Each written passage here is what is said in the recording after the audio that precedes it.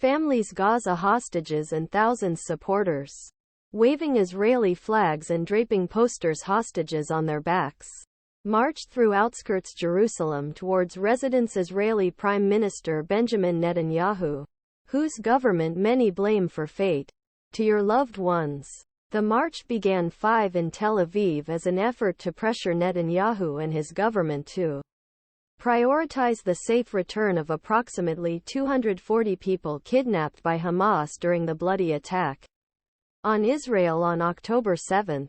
Only a small handful of families have been able to meet with the Israeli leader since the attacks, infuriating hundreds of other relatives. We want him to come and meet us and do the right thing.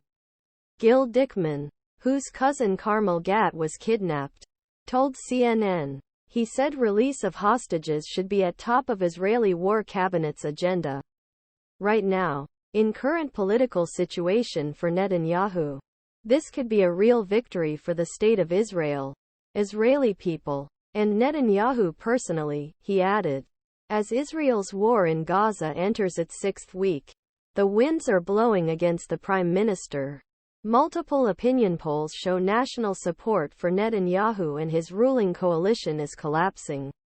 Despite continued overwhelming support in Israel for Hamas, the Palestinian militant group that controls Gaza, cracks appear opposition parties initially rallied behind Israel's war effort when National Rally Party leader Benny Gantz joined the wartime government.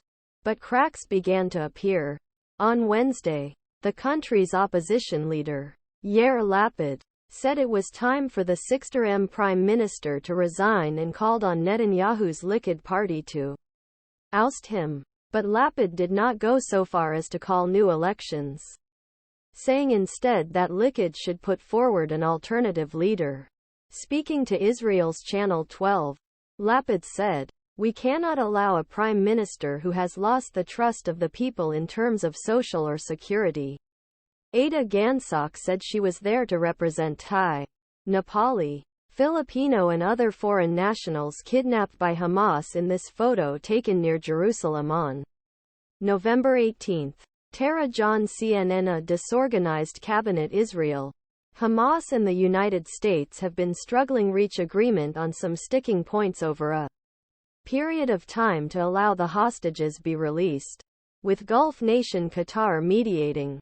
They include how many days a possible cessation in fighting would last, the number of hostages to be released, and Hamas demand that Israel stop flying surveillance drones over Gaza. According to several sources familiar with the talks, gestures to ease pressure on besieged areas' civilian population have already drawn the ire of Netanyahu's rebel government cabinet, most right-wing in Israeli history.